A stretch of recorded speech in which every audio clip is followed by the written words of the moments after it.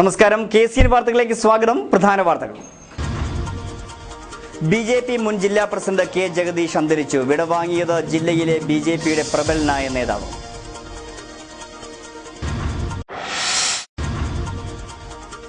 രാഹുൽ ഗാന്ധിയെ വരവേൽക്കാൻ കാസർഗോഡ് ഒരുങ്ങി.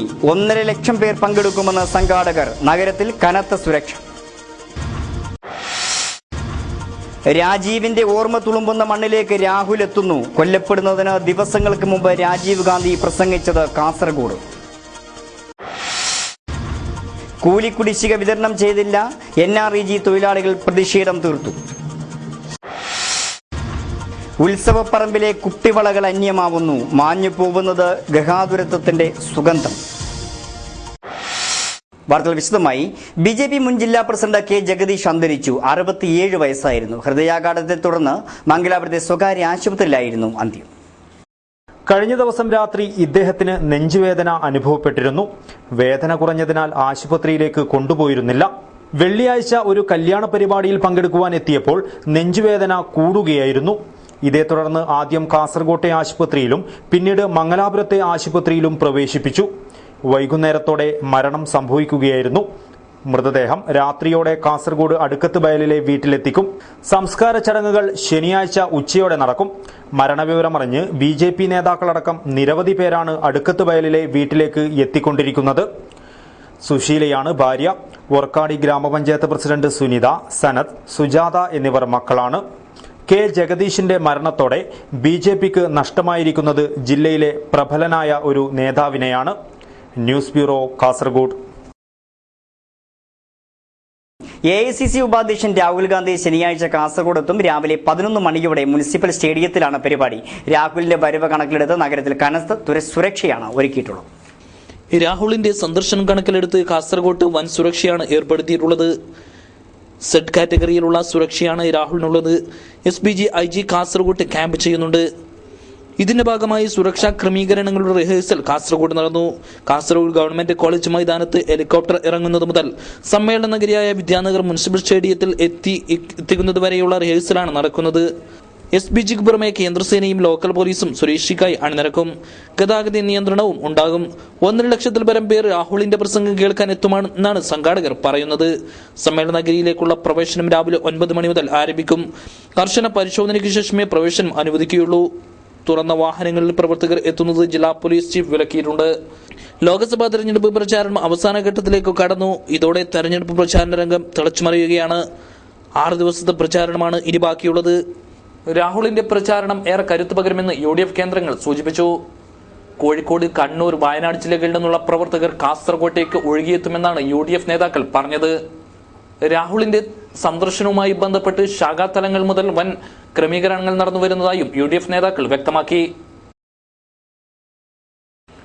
രാഹുൽ ഗാന്ധി കാസർഗോഡ് കാലുകുത്തുമ്പോൾ ഓർമ്മകളിൽ കടലിരമ്പും. 1991 കൊല്ലപ്പെടുന്നതിന് തൊട്ടുമുമ്പ് കാസർഗോഡായിരുന്നു രാജീവ് ഗാന്ധി അവസാനമായി പ്രസംഗിച്ചത്. 23 വർഷങ്ങൾക്ക് മുമ്പ് പ്രധാനമന്ത്രിയായിരുന്ന രാജീവ് ഗാന്ധി വന്നിറങ്ങിയ കാസർഗോഡ് ഗവൺമെന്റ് കോളേജ് മൈതാനിയിലാണ് മകൻ രാഹുൽ ഗാന്ധിയും വന്നിറങ്ങുന്നത്. ഇന്ത്യയെ പുതുനൂറ്റാണ്ടിലേക്ക് നയിക്കാൻ നടന്നെടുത്ത രാജീവ് ഗാന്ധി തമിഴ്നാട്ടിലെ ശ്രീപെരുമ്പത്തൂരിൽ കൊല്ലപ്പെടുന്നതിന് 10 ദിവസം മുമ്പാണ് കാസർഗോഡ് മണ്ണിലെത്തിയത്. രാജീവ് ഗാന്ധിയുടെ കേരളത്തിലെ അവസാന സന്ദർശനവും അതായിരുന്നു. 1991 നടന്ന ലോക്സഭാ തെരഞ്ഞെടുപ്പ് പ്രചാരണ വേളയിലാണ് അന്നത്തെ കാസർഗോഡ് പാർലമെന്റിലെ മണ്ഡലം UDF സ്ഥാനാർത്ഥിയായിരുന്ന KC വേണുഗോപാലിന് വോട്ടഭ്യർത്ഥിക്കാൻ രാജീവ് എത്തിയത്. സ്നേഹത്തിന്റെ അലയുലുകൾ തീർത്ത് വേദി വിട്ടുപോയ രാജീവ് ഗാന്ധി പിന്നീട് തമിഴ്നാട്ടിലെ ശ്രീപെരുമ്പത്തൂരിൽ മനുഷ്യബോംബിനാൽ കൊല്ലപ്പെട്ടുവെന്ന വാർത്തയാണ് കാസർഗോട്ടുകാർക്ക് കേൾക്കേണ്ടി വന്നത്. പിതാവ് കേരളത്തിൽ അവസാനമായി വന്നിറങ്ങുകയും പ്രസംഗിക്കുകയും ചെയ്ത കാസർഗോഡൻ മണ്ണിൽ നിന്നാണ് രാഹുൽ ഗാന്ധി കേരള തെരഞ്ഞെടുപ്പ് പ്രചാരണത്തിന് തുടക്കം കുറിക്കുന്നത്. തന്റെ പിതാവ് അവസാനമായി വന്നിറങ്ങുകയും പ്രസംഗിക്കുകയും ചെയ്ത വേദി സ്ഥിതി ചെയ്യുന്ന കാസർഗോഡ് ഗവൺമെന്റ് കോളേജ് മൈതാനിയിൽ രാഹുൽ വന്നിറങ്ങുമ്പോൾ അത് ഓർമ്മയുടെ കടലിരമ്പമായി മാറും.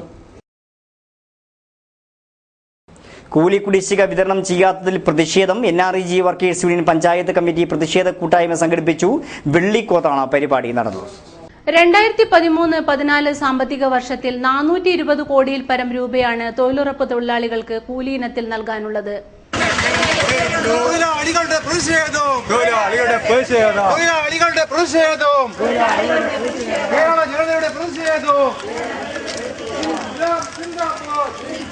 വിഷുവും പൂരവും വന്നെത്തിയിട്ടും തൊഴിലാളികൾക്ക് വേതനം നൽകാൻ സർക്കാർ തയ്യാറാവുന്നില്ല. സർക്കാർ നടപടിയിൽ പ്രതിഷേധിച്ചാണ് NREG വർക്കേഴ്സ് യൂണിയന്റെ നേതൃത്വത്തിൽ പ്രതിഷേധ കൂട്ടായ്മ സംഘടിപ്പിച്ചത്. തൊഴിലാളികളുടെ പ്രതിഷേധ കൂട്ടായ്മ NREG വർക്കേഴ്സ് യൂണിയൻ സംസ്ഥാന സെക്രട്ടറി MV ബാലകൃഷ്ണൻ ഉദ്ഘാടനം ചെയ്തു. അവരുടെ ജീവിതത്തിന്റെ പ്രയാസം കൊണ്ട് അറുതി കൊണ്ട് അവർക്ക് ആവശ്യമായ ജീവിക്കാൻ വേണ്ടി ആണല്ലോ ഈ രാവിലെ 9 മണി മുതൽ വൈകുന്നേരം 5 മണി വരെ പണിയെടുക്കുന്നത്. അങ്ങനെ പണിയെടുത്താൽ കൂലി നൽകില്ല എന്ന് പറയാനുള്ള ഒരു മുതലാളിത്ത സ്വഭാവം, ജന്മിത്ത സ്വഭാവം, മാടമ്പി സ്വഭാവം ഈ സംസ്ഥാന സർക്കാർ കാണിക്കുകയല്ലേ. 2005 ഈ രാജ്യത്ത് കെ ശോഭ അധ്യക്ഷയായി. AK നാരായണൻ, ചെറാക്കോട്ട് കുഞ്ഞിക്കണ്ണൻ, മൂലക്കണ്ടം പ്രഭാകരൻ, T ശോഭ, K Sujatha, TV Padmini, PA Shakuntala, Lakshmi, VP Prashant എന്നിവർ സംസാരിച്ചു. P കൃഷ്ണൻ സ്വാഗതം പറഞ്ഞു. ഒരു കാലത്ത് പൂരോത്സവത്തിന്റെ ആകർഷണമായിരുന്നു ക്ഷേത്രപ്പറമ്പിൽ നിരത്തിവെച്ചിരുന്ന കുപ്പിവളകൾ. വീടുകൾ കയറിയിറങ്ങി കുഞ്ഞു കൈകളിൽ കുപ്പിവള ഇട്ട് നൽകിയ ശേഷമായിരിക്കും വിൽപ്പനക്കാരികൾ ക്ഷേത്ര പരിസരത്ത് എത്തുന്നത്. എന്നാൽ ഇന്ന് ആ പഴയ കുപ്പിവളകൾ നമുക്ക് അന്യമായിരിക്കുന്നു.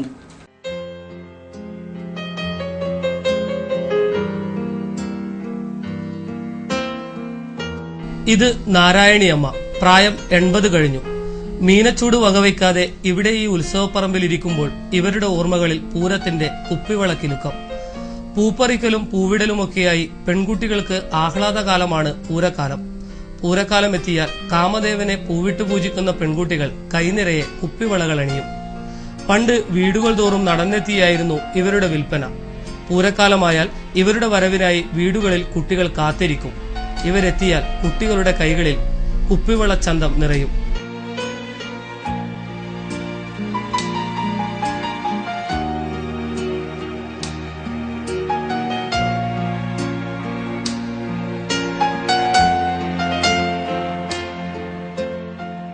എല്ലാ വീട് തോറും പോയിട്ട് ആയിരം വിട്ട് നോക്കാൻ പോകുന്നു. പണ്ടത്തെ മാതിരിയല്ല ഇപ്പം. വീടിന് 10-15 ഉറുപ്പ് വളവ് വെച്ച് ഞങ്ങൾ വരും. ഈ ഉത്സവത്തിൽ ഇങ്ങനെ ക്ഷേത്രങ്ങളിൽ എത്തുന്ന അല്ലാതെ വീടുകൾ തോറും കുപ്പിവളകൾ പോലും കുറവാണ് ഇപ്പൊ. എന്നാലും പോവും പൂരത്തിന്റെ സമയത്തല്ല. പൂരത്തിന്റെ സമയത്ത് പോയാൽ കുട്ടികൾ കൈനിറയെ വള വെക്കുന്ന പതിവിൽ ഇപ്പൊ ഉണ്ടോ? ഉണ്ട്, കുറേശ്ശെ കുഞ്ഞിക്കാലം വെക്കുമ്പോഴാണ്.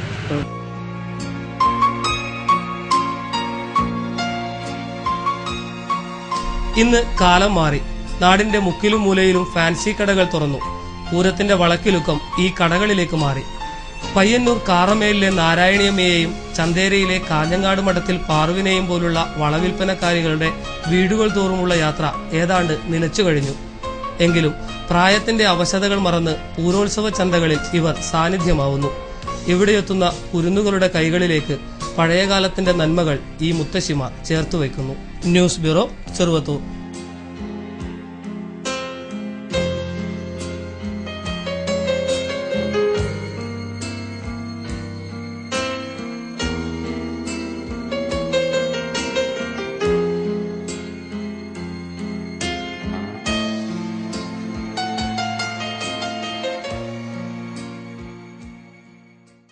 മുണ്ടോൾ ശ്രീ മഹാവിഷ്ണു പരമേശ്വരി ക്ഷേത്ര മഹോത്സവത്തിന് ഭക്തജനത്തിരക്കേറുന്നു. ക്ഷേത്രത്തിലെ ബിംബപ്രതിഷ്ഠാ കർമ്മം ഭക്തിനിർഭരമായ അന്തരീക്ഷത്തിൽ നടന്നു. നവീകരണ പുനഃപ്രതിഷ്ഠ അഷ്ടബന്ധ ബ്രഹ്മ കലശോത്സവം നടക്കുന്ന മുണ്ടോൾ ശ്രീ മഹാവിഷ്ണു പരമേശ്വരി ശാസ്താ ക്ഷേത്രത്തിലെ ബിംബപ്രതിഷ്ഠ ഭക്തിനിർഭരമായ അന്തരീക്ഷത്തിൽ നടന്നു. പ്രതിഷ്ഠാകർമ്മത്തോടൊപ്പം വിവിധ പൂജാകർമ്മങ്ങളും നടന്നു. രാവിലെ 9:30 10:20 ഇടയിലുള്ള എടവ ലഗ്ന മുഹൂർത്തത്തിലായിരുന്നു ബിംബപ്രതിഷ്ഠ നടന്നത്. ചടങ്ങിന് ദേലമ്പാടി ബാലകൃഷ്ണ തന്ത്രി മുഖ്യ കാർമ്മികത്വം വഹിച്ചു. വെള്ളിയാഴ്ച എടനീർ മഠാധിപതി സ്വാമി കേശവാനന്ദ ഭാരതിയെ ക്ഷേത്രം ഭാരവാഹികളും നാട്ടുകാരും പൂർണ്ണകുംഭത്തോടെ സ്വീകരിച്ചു. തുടർന്ന് ജീവകലശാഭിഷേകം, ജീവാവാഹനം, പായസപൂജ, നിത്യപൂജ, പ്രതിഷ്ഠാബലി എന്നിവയും നടന്നു. ഉച്ചയ്ക്ക് മഹാപൂജയും വൈകിട്ട് 6-ന് നടപൂജ, അങ്കുരപൂജ, വലിയ ബലിക്കല്ല് അധിവാസക്രിയ, കലാപരിപാടികൾ എന്നിവ നടന്നു. കഴിഞ്ഞ ശനിയാഴ്ച തുടങ്ങിയ അഷ്ടബന്ധ ബ്രഹ്മ കലശോത്സവത്തിൽ പങ്കെടുക്കുവാൻ നൂറുകണക്കിന് ഭക്തരാണ് ക്ഷേത്രത്തിൽ എത്തിക്കൊണ്ടിരിക്കുന്നത്. ഉത്സവം പ്രമാണിച്ച് മുള്ളേരിയിൽ നിന്ന് മുണ്ടോളിലേക്ക് സൗജന്യ ബസ് സർവീസും ഏർപ്പെടുത്തിയിട്ടുണ്ട്. മുണ്ടോൾ ക്ഷേത്രോത്സവം ഒരു നാടിന്റെ ഉത്സവമായി മാറിയിരിക്കുകയാണ്.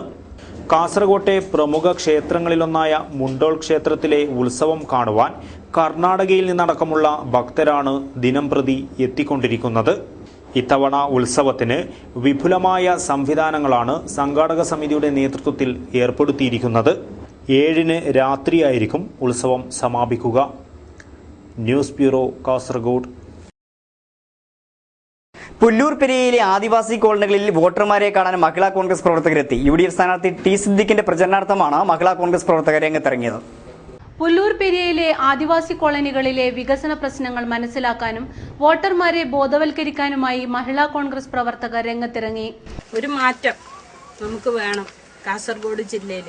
അതിനു വേണ്ടിയിട്ടാണ് ഇപ്പം നമ്മൾ ഈ കരുത്തുറ്റ ഈ നാളത്തെ വാഗ്ദാനം എന്നാണ് സിദ്ദിഖിനെ കുറിച്ച് എല്ലാവരും പറയുന്നുള്ളത്. നല്ല കഴിവുള്ള ഒരു ചെറുപ്പക്കാരനാണ്.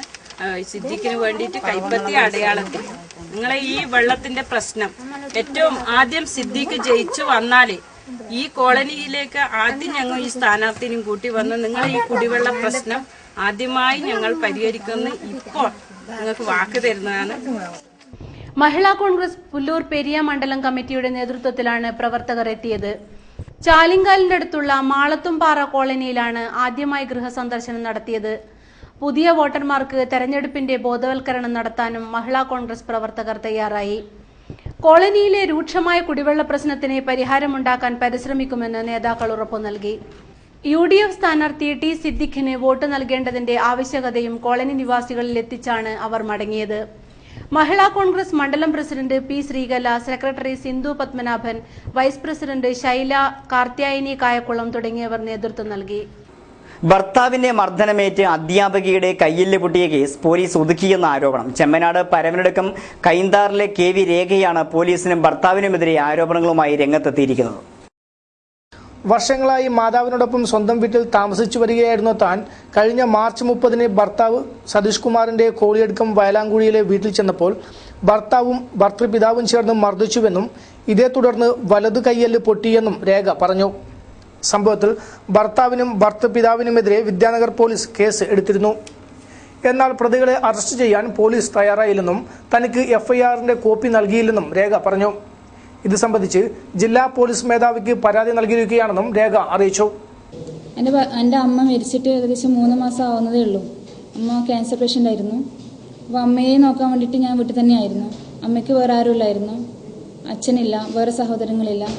അപ്പോൾ അമ്മയെ നോക്കാൻ വേണ്ടിയിട്ട് ഞാൻ അവിടെ തന്നെ ആയിരുന്നു. ആഴ്ചയിൽ ഒരിക്കൽ ഭർത്താവിൻ്റെ വീട്ടിൽ പോയി വരികയായിരുന്നു. അപ്പോൾ അമ്മ മരിച്ച ശേഷം അവരിൽ നിന്ന് യാതൊരു സഹായവും ഒന്നും ഉണ്ടായിരുന്നില്ല. അമ്മ രോഗമായിട്ട് 8 വർഷത്തോളം കിടപ്പിലായിരുന്നു. യാതൊരു വിധത്തിലുള്ള സഹായവും അവരിൽ നിന്നും ഉണ്ടായിരുന്നില്ല.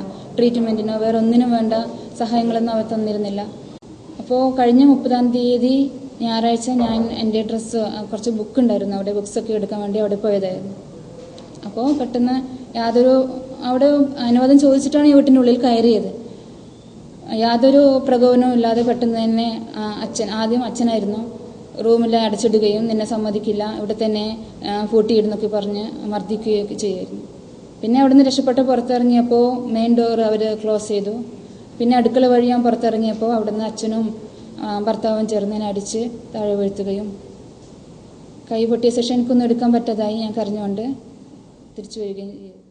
NSS കാസർഗോഡ് താലൂക്ക് സമ്മേളനവും കരയോഗ യൂണിയനും മന്ദിര ഉദ്ഘാടനവും ഞായറാഴ്ച നടക്കും. NSS general secretary G Sukumaran Nair ഉദ്ഘാടനം നിർവഹിക്കുമെന്ന് ഭാരവാഹികൾ വാർത്താ സമ്മേളനത്തിൽ അറിയിച്ചു.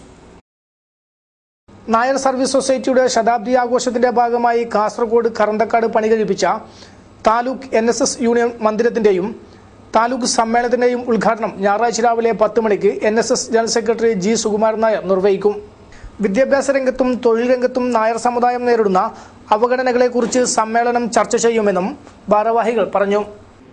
ഈ 4.5 വർഷം കൊണ്ട് തന്നെ ഞങ്ങൾ കറന്തക്കാട് 9.5 സെന്റ് സ്ഥലം വാങ്ങുകയും അതിനുശേഷം അതിനകത്ത് ഏകദേശം 4000 സ്ക്വയർ ഫീറ്റ് വിസ്തീർണമുള്ള ഒരു മന്ദിരം നിർമ്മിക്കുകയും ചെയ്തു. വളരെ പെട്ടെന്ന് തന്നെ നിർമ്മാണ പ്രവർത്തനം നടത്താൻ ഞങ്ങളുടെ സമുദായ അംഗങ്ങളും അതുപോലെ മറ്റു അഭ്യുദയകാംക്ഷികളും ഞങ്ങളെ സഹായിച്ചിട്ടുണ്ട്. അതിൻ്റെ ഉദ്ഘാടനം NSSന്റെ ജനറൽ സെക്രട്ടറിയെ കൊണ്ട് നടത്തണം എന്നുള്ളതായിരുന്നു ഞങ്ങളുടെ ആഗ്രഹം. ജനുവരി മാസമാകുമ്പോഴേക്ക് തന്നെ ഏകദേശം മന്ദിരത്തിൻ്റെ പണി തീർന്നിരുന്നു. പക്ഷേ ജനറൽ സെക്രട്ടറിയുടെ അസൗകര്യം മൂലം ഒരല്പം നീട്ടിവെച്ച് ഏപ്രിൽ 6-ാം തീയതി ബഹുമാനപ്പെട്ട ജനറൽ സെക്രട്ടറി ശ്രീ സുകുമാരൻ നായർ വരികയാണ്. അതോട് അനുബന്ധിച്ച് തന്നെ ഞങ്ങളൊരു താലൂക്ക് സമ്മേളനവും നടത്തുകയാണ്.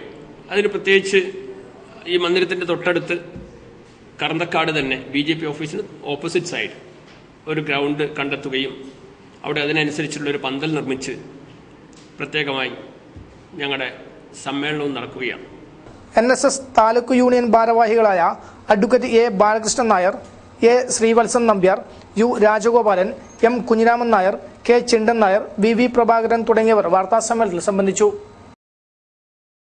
ഹോസ്ദുർഗ് മാരിയമ്മ ക്ഷേത്രത്തിലെ പൂമൂടൽ ചടങ്ങ് ഭക്തിനിർഭരമായ അന്തരീക്ഷത്തിൽ നടന്നു. ദേവി ദർശനത്തിനായി ആയിരങ്ങൾ ആണ് എത്തിയത്. ഹൊസ്ദുർഗ് മാരിയമ്മ ക്ഷേത്രത്തിലെ പ്രതിഷ്ഠാദിനാഘോഷത്തോടനുബന്ധിച്ചുള്ള പൂമൂടൽ ചടങ്ങ് ഭക്തി നിർഭരമായ അന്തരീക്ഷത്തിൽ നടന്നു.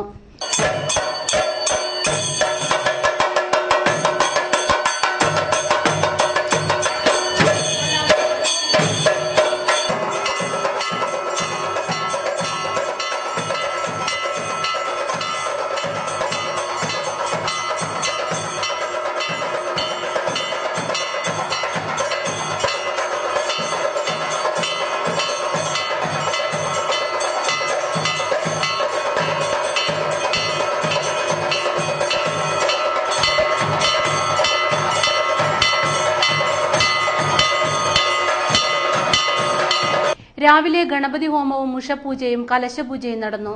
തുടർന്നാണ് പൂമൂടൽ ചടങ്ങ് സംഘടിപ്പിച്ചത്.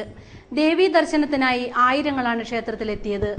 വിജയത്തിന്റെ വഴികളിൽ 10 വർഷം പൂർത്തിയാക്കിയ അക്ഷയ കുടുംബശ്രീ മടിക്കൈ പഞ്ചായത്തിലെ മുണ്ടോട് കയ്യുള്ള കൊച്ചിയിലെ അക്ഷയ കുടുംബശ്രീ 10ാം വാർഷികം വിപുലമായ പരിപാടികളോടെ ആഘോഷിച്ചു. മടിക്കൈ പഞ്ചായത്തിലെ മുണ്ടോട്ട് കയ്യുള്ള കൊച്ചിയിലെ അക്ഷയ കുടുംബശ്രീ പ്രവർത്തനം ആരംഭിച്ചിട്ട് 10 വർഷങ്ങൾ കഴിഞ്ഞു. 10ാം വാർഷികം വിപുലമായ പരിപാടികളോടെയാണ് കുടുംബശ്രീ അംഗങ്ങൾ ആഘോഷിച്ചത്.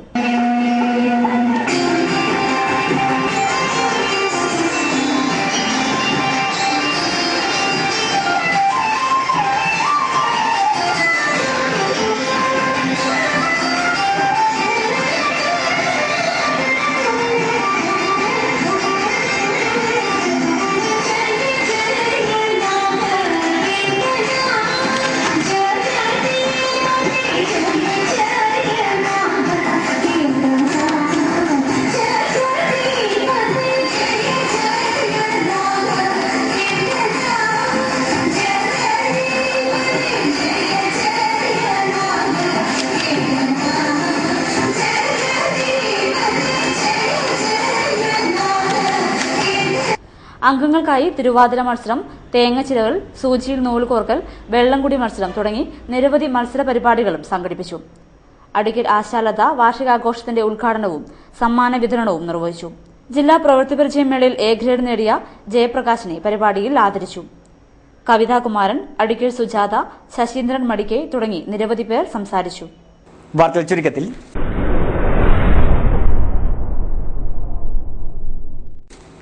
ബോവിക്കാനം അല്ലമീൻ യൂത്ത് ഫെഡറേഷൻ 2ാം വാർഷികം സമാപിച്ചു. ആയിരങ്ങൾക്ക് അന്നദാനം നൽകി.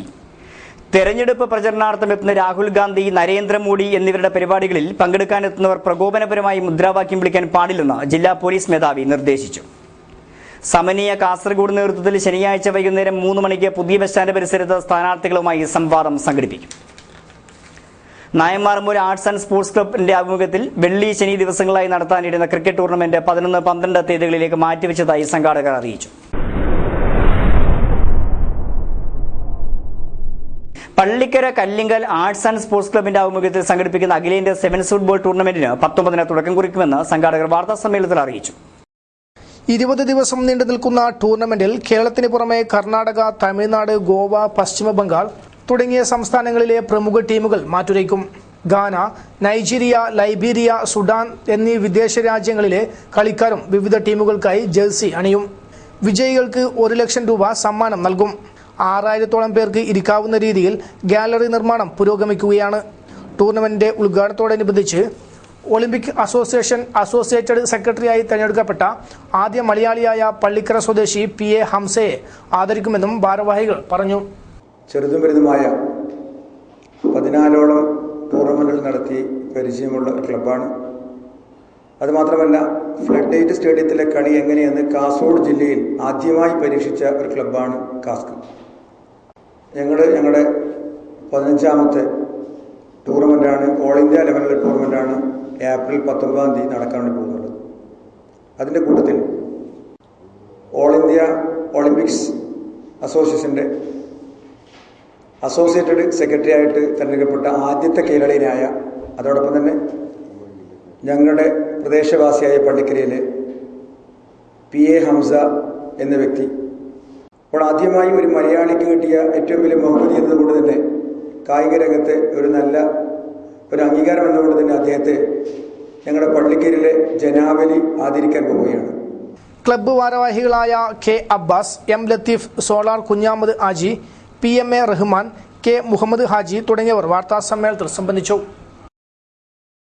പ്രധാന വാർത്തകൾ വീണ്ടും. BJP മുൻ ജില്ലാ പ്രസിഡന്റ് K. ജഗദീഷ് അന്തരിച്ചു. വിടവാങ്ങിയത് ജില്ലയിലെ BJPയുടെ പ്രബലനായ നേതാവ്.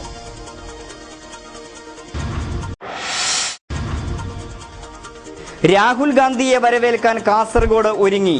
1.5 ലക്ഷം പേർ പങ്കെടുക്കുമെന്ന് സംഘാടകർ. നഗരത്തിൽ കനത്ത സുരക്ഷ. രാജീവിന്റെ ഓർമ്മ തുളുമ്പുന്ന മണ്ണിലേക്ക് രാഹുൽ എത്തുന്നു. കൊല്ലപ്പെടുന്നതിന് ദിവസങ്ങൾക്ക് മുമ്പ് രാജീവ് ഗാന്ധി പ്രസംഗിച്ചത് കാസർഗോഡ്. കൂലിക്കുടിശ്ശിക വിതരണം ചെയ്തില്ല. NREG തൊഴിലാളികൾ പ്രതിഷേധം തീർത്തു. ഉത്സവപ്പറമ്പിലെ കുപ്പിവളകൾ അന്യമാവുന്നു. മാഞ്ഞു പോകുന്നത് ഗൃഹാതുരത്വത്തിന്റെ സുഗന്ധം. KCN വാർത്തകൾ കഴിഞ്ഞു. നമസ്കാരം.